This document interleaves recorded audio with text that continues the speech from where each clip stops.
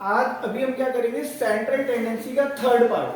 पहला क्या था, मीन, दूसरा क्या था, मीडियन, तीसरा क्या है, मोड। हमने 8th क्लास में भी मोड को पढ़ा है और तब हमें यह पढ़ाया जाता था कि जो नंबर, रिपीटिंग नंबर, सबसे ज्यादा बार जो रिपीट हो रहा है वो नंबर हमारा क्या होता था, मोड। तो यहां पर भी वही लाइन हमें याद करनी जो 8th वाली है कि जो सबसे ज्यादा बार नंबर आ रहा है, लेकिन ये ग्रुप डेटा है तो ग्रुप डेटा में आप देखोगे कोई भी नंबर रिपीट नहीं हो रहा, तो आप कहोगे सर कोई भी नहीं है, लेकिन यहां रिपीट कैसे हो रहा है भैया, क्लास इंटरवल के अंदर जो सबसे ज्यादा बड़ा नंबर है, तो सबसे बड़ी हाईएस्ट फ्रीक्वेंसी जो है वो आपकी क्या होती है, मोड के लिए यूज होती है। मोड नहीं कहेंगे लेकिन मोड के लिए यूज होती है। तो हम लोग इस वाली लाइन को यूज करेंगे, क्यों, क्योंकि 23 इज द हाईएस्ट फ्रीक्वेंसी। ठीक है, तो सबसे पहला स्टेप यहाँ पे क्या होगा, स्टेप 1 हमारा कि हमें क्या देखनी है, हाईएस्ट फ्रीक्वेंसी देखनी है।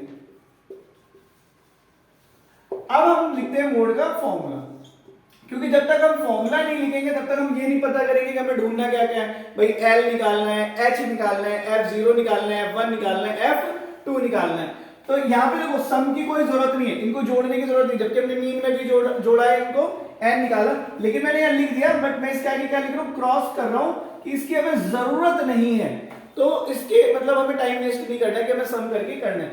मोड का फॉर्मूला होता है एल प्लस, फिर ब्रैकेट में F1 minus F0 upon 2F1 minus F0 minus F2 bracket close, और ये होता है H मतलब कि क्लास इंटरवल का साइज। ठीक है, अब हमें देखना है L क्या होगा। ऑब्वियसली बात है, लोवेस्ट फ्रीक्वेंसी ऑफ सेलेक्टेड रो कह सकते हैं, तो यहाँ पे 12 हो जाएगा, क्या होगा 12 प्लस, और हम ब्रैकेट को बंद कर देते हैं, H हमारा क्या होगा 15 माइनस 12, तो H इज इक्वल टू हमारा हो जाएगा 15 माइनस 12 जो कि होगा 3। ये दो चीजें मैंने लिख दी। अब मेरे को क्या ढूंढना है, F1, F0 और F2। तो जो मेरा नंबर है, जिस रो को मैंने सेलेक्ट किया है वो मेरा F1 होता है। क्या होता है, F1।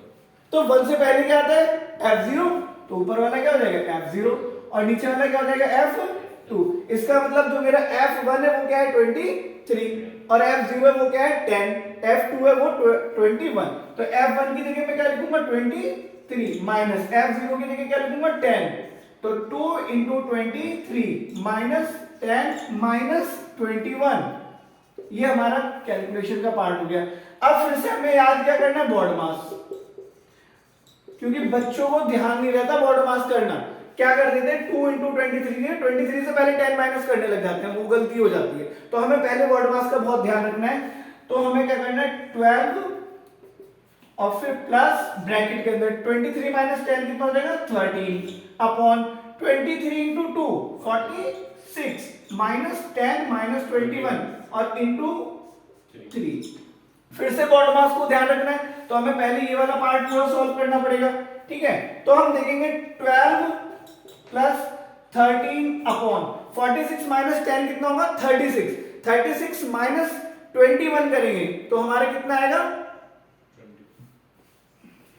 15 मल्टीप्लाई बाई 3 बनता है 3 3 5 का 15, तो हमारा आंसर आएगा 12 प्लस, मैं थोड़ा सा जगह ले रहा हूं इस तरफ, 12 प्लस 13 अपॉन 5, एलसीएम लेंगे तो 60 प्लस 13 अपॉन 5, तो 73 अपॉन 5, 73 अपॉन 5 को जरा सॉल्व करेंगे तो आंसर कितना आएगा